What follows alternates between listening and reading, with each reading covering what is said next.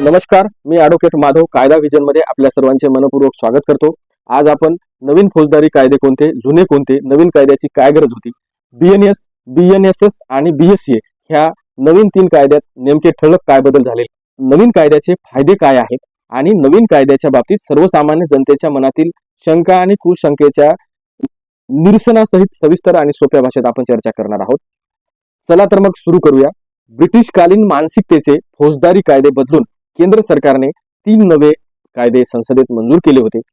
मागच्या हिवाळी अधिवेशनात सुधारित 3ही कायद्यांना लोकसभा आणि राज्यसभेने मंजुरी दिली। तसेच 25 डिसेंबर 2023 रोजी राष्ट्रपती द्रौपदी मुर्मू यांनीही या कायद्यांना संमती दिली होती। 3 कायद्यांना 1 जुलै 2024 पासून लागू करण्यात येणार आहे, तसे नोटिफिकेशन गॅझेटमध्ये जारी केले आहे। केंद्रीय गृहमंत्री अमित शहा यांनी संसदेत भारतीय न्याय संहिता बीएनएस 2023, भारतीय नागरिक सुरक्षा संहिता बीएनएसएस 2023 व भारतीय साक्ष्य बीएसए 2023 अशी 3 विधेयके सादर करून ती मंजूर करून घेतली।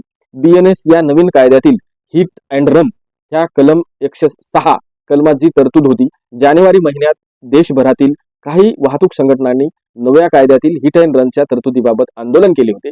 निष्काळजीपणामुळे किंवा भरधाव वाहन चालवित असताना कोणत्याही व्यक्तीचा मृत्यू झाल्यास आणि संबंधित वाहन चालकाने तिथून पळ काढल्यास त्याला 10 वर्षाचा तुरुंगवास आणि मोठा दंड भरावा लागणार होता। वाहतूक संघटनांनी देशभरातील वाहतूक अडवून तीव्र आंदोलन केल्यानंतर केंद्र सरकारने ह्या कलमामध्ये सल्लामसलत करून अंतिम केले जातील असे आश्वासन दिले होते। ह्या तरतुदीवर फेरविचार करण्यासाठी एका समितीची स्थापना करण्यात आलेली आहे। हिट अँड रन्सचे कलम 106 सोडून संपूर्ण कायदा लागू झालेला आहे। नवीन हिट अँड रन यावर फेरविचार होऊन बदल झाल्यानंतर नव्याने लागू केला जाणार आहे आणि त्याचेही पुन्हा नोटिफिकेशन येईल। तत्पूर्वी हे 3ही कायदे 1 जुलै पासून देशात लागू केले जाणार अशी केंद्र सरकारने शनिवारी दिनांक 24 रोजी जाहीर केले आहे। 3 नवीन कायद्यामुळे दहशतवाद, मॉब लिंचिंग आणि राष्ट्रीय सुरक्षेला धोका निर्माण करणाऱ्या गुन्ह्यासाठी कठोरात कठोर शिक्षा होणार आहे। कायद्याचा मूलभूत सिद्धांत असतो की मला कायदा माहिती नव्हता असे सांगून कायदा कोणीही मोडू शकत नाही किंवा कायदा माहित नाही असे म्हणून कोणाला सूटही मिळत नाही। समजा एखाद्या व्यक्तीकडे लायसन नाही आणि तरी तो गाडी चालवत असेल तर तो असा डिफेन्स घेऊ शकत नाही, असा बचाव घेऊ शकत नाही की मला कायद्याची माहितीच नव्हती, मला कायदाच माहिती नव्हता म्हणून मी लायसन नाही बाळगत। सगळ्यांना समान न्याय मिळावा म्हणून कायदे असतात। संपूर्ण भारत देशात गुन्ह्याचे आणि शिक्षेचे समान सिद्धांत आहेत, शिक्षेची समानता आहे। कशासाठी तर आरोपीला म्हणजेच गुन्हेगाराला योग्य ती शिक्षा द्यावी आणि व्हिक्टिमला म्हणजेच ज्याच्यावर अन्याय झालाय त्याला त्याची भरपाई म्हणजेच त्याला कॉम्पेन्सेशन मिळावे। आता नवीन कायदे काय आहेत हे पाहण्याआधी जे जुने कायदे आहेत ते काय सांगतात ते आपण थोडक्यात पाहणे गरजेचे आहे, म्हणजेच दोन्ही मधला काय फरक आहे ते लक्षात येईल। ब्रिटिश काळातील अनुक्रमे भारतीय दंड संहिता आयपीसी 1860, फौजदारी प्रक्रिया संहिता सीआरपीसी 1882 व भारतीय पुरावा कायदा 1872 हे 3 कायदे आहेत। आयपीसी म्हणजेच एखाद्या वाईट कृत्यावर शिक्षा काय आहे ते सांगते। सीआरपीसी हा कायदा एखाद्या गुन्हेगाराला अटक म्हणजेच अरेस्ट, बेल, ट्रायल ह्या सर्व प्रोसिजर बद्दल सांगतो आणि जो आहे पुराव्या संदर्भातली ऍडमिसिबिलिटी, बर्डन ऑफ प्रूफ, कबुली, एक्सपर्ट ओपिनियन या सर्वांच्या बाबतीत बोलतो तो एव्हिडन्स। कोणत्या कायद्यात नेमका काय बदल झाला ते आता बघू। आता आयपीसीची जागा बीएनएस या कायद्याने घेतली आहे। कोणते कृत्य गुन्हा आहे आणि त्यासाठी कोणती शिक्षा होईल हे या कायद्यात ठरवले जाते। आता हा कायदा भारतीय न्याय संहिता म्हणून ओळखला जाईल। आयपीसी मध्ये 551 कलमे होते तर नवीन भारतीय न्याय संहितेत एकूण 356 कलमे असतील।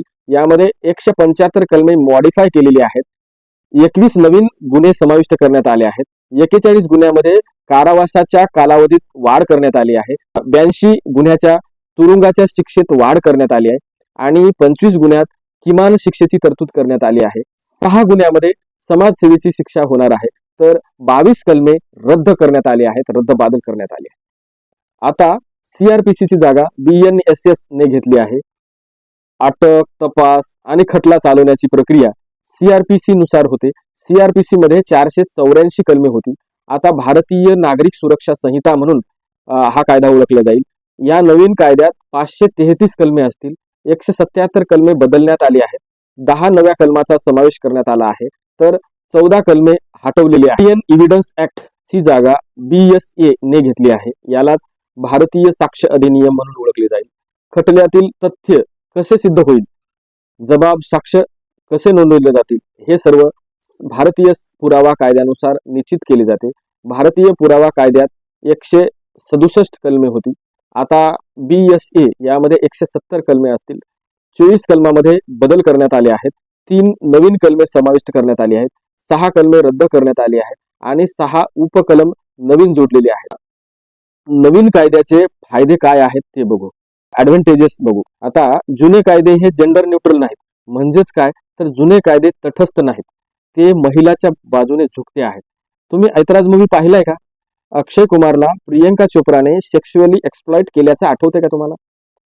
अक्षय कुमारचे सेक्शुअली हॅरासमेंट केल्यानंतर अक्षय कुमारची जे ॲडव्होकेट होते चोट्रानी, या मूवीमध्ये ॲडव्होकेट चोट्रानी सांगतात की मैं मेरे 30 साल के एक्सपीरियंस से यह कह सकता हूँ कि हम चाहो तो सोनिया पर सेक्शुअल हॅरासमेंट का केस कर सकते हैं. त्यावेळेस मलाही खरं वाटलं होतं, पण आता लक्षात येते की अक्षय कुमारचे सेक्शुअल एक्सप्लॉयटेशन केल्यानंतर सोनियावर कोणते कलम लावता येत होते. हे त्यावेळेस लक्षात आले असते तर ॲडव्होकेट चोत्रानीला विचारले असते की कोणते कलम लावता येते. Outrage of modesty of woman, जुन्या काळाच्या दृष्टिकोनातून हे कायदे फक्त पुरुषावरच अप्लिकेबल व्हायचे. महिलांच्या विरोधात अशा आशयाची केस करता येत नव्हती. पण या नव्या कायद्यान्वये सर्व कायदा कलमे महिलांना व पुरुषांना सारखेच लागू होतात आणि महिलाप्रमाणे पुरुषाला देखील कोर्टात दाद मागता येते. म्हणजेच महिलाच्या विरोधात पुरुष देखील कोर्टामध्ये न्याय मागू शकतात. अर्थातच दोघेही ज्याच्यावर अन्याय झाला असेल ते कोर्टात जाऊन न्याय मिळवू शकतात. नवीन कायदे हे इफेक्टिव्ह आणि स्ट्रिक्ट कठोर आहेत. जर प्रकरण दाखल केले तर 3 वर्षामध्ये इक्विटेबल जस्टिस डिलिव्हर केला जाईल आणि चार्जशीट म्हणजे दोषारोप पत्र फाईल करण्याचा जास्तीत जास्त कालावधी 180 दिवसाचा असेल. त्यामुळे ट्रायल फास्ट होईल. अननेसेसरी डिले अवॉइड केला जाईल. मॉब लिंचिंग, जमावाद्वारे एखाद्याची हत्या करणे, रुम्यारी, question paper leak, ATM theft, ATMची चोरी करणे आणि पोन्झी स्कीम, फसव्या योजना यासारख्या गुन्ह्यामध्ये चांगलं रिकॉग्नाइज केलं आहे. तर टेररिझम आणि सेपरेटिझम यासाठी स्वतंत्र कलम सेक्शन दिलेले आहेत. पीटी गुन्हे, जसे पीटी गुन्हे म्हणजे नशेने हमला करणे, तसेच 5,000 पेक्षा कमी किमतीची चोरी करणे, डिफामेशन इत्यादीला कम्युनिटी सर्व्हिस पनिशमेंट केली आहे. सेडिशन, राजगृहाची जागा आता देशद्रोहाने घेतली आहे. तर सरकारवर कोणी टीका करू शकतं, पण देशाला व देशाच्या अखंडतेला धोका पोहोचणारं कृत्य जो कोणी करेल किंवा तसं जो कोणी भाष्य करेल तर तो या कायद्यान्वये गुन्हेगार असेल. फॉरेन टीमला इन्व्हॉल्व करण्याबाबत तरतूद केली आहे. चार्जशीट दाखल करण्यासाठी स्ट्रिक्ट टाइमलाईन दिली आहे. स्टेटमेंट रेकॉर्डिंग करताना व्हिडिओ रेकॉर्डिंग मेंडेटरी केली आहे. हा गुन्हा ठरवून या गुन्ह्यात जन्मठेप किंवा फाशीची शिक्षेची तरतूद केली आहे. कोणता गुन्हा, तर सेडिशन.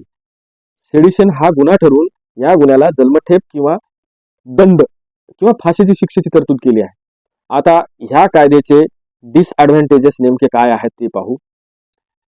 बऱ्याच लोकांच्या मते भारतीय न्याय संहिता, भारतीय नागरिक सुरक्षा संहिता, भारतीय साक्ष अधिनियम म्हणजेच ह्या तिन्ही कायद्यात भारतीय हा शब्द समोर लावून फक्त नाव चेंज करून मधले कायदे सारखेच आहेत असे काही लोकांचे मत आहे. काही जणांचे मत असे आहे की नव्याने कायदे करण्याची गरज काय होती, बऱ्याच कायद्यात बदल करून अमेंड करून वापरता आले असते, कशाला वेळ पैसा वाया घालवण्याची गरज होती. परंतु त्याचे उत्तर सुरुवातीला सांगितल्याप्रमाणे अमेंड केल्याने केवळ कलमे बदलता येतात पण बेसिक स्ट्रक्चर बदलता येत नाही. पूर्वीच्या कायद्यात ब्रिटिशकालीन रेफरन्सेस आहेत ते बदलता आले नसते. ब्रिटिशांची मानसिकता कायद्यातून बदलता आली नसती. म्हणून नव्याने नवे कायदे केलेले आहेत. हे कायदे आता कसे चालवले जातील ते येणारी वेळच ठरवेल. नवीन फौजदारी कायदे कोणते, जुने कोणते, नवीन कायद्याची काय गरज होती, BNSS आणि BSA ह्या 3 कायद्यात नेमके ठळक काय बदल झालेले आहेत, नवीन कायद्याचे फायदे काय आहेत आणि नवीन कायद्याच्या बाबतीत सर्वसामान्य जनतेच्या मनातील शंका कुशंकेच्या निरसनासहित सविस्तर सोप्या भाषेतील हा व्हिडिओ कसा वाटला. हा व्हिडिओ बनवण्यासाठी बरीच मेहनत घ्यावी लागली. तुमचा एक शेअर, लाईक, कमेंट बनतोच नाही यार. तुमच्या लाईक आणि कमेंटमुळे मला मोटिवेशन मिळते. असे अनेक व्हिडिओ नव्याने येणार आहेत, त्यामुळे चॅनलला सबस्क्राईब करा. नवनवीन व्हिडिओचे नोटिफिकेशन तुम्हाला मिळतील. धन्यवाद. पुन्हा भेटूया दुसऱ्या एपिसोडमध्ये. तोपर्यंत थँक्यू. Bye bye.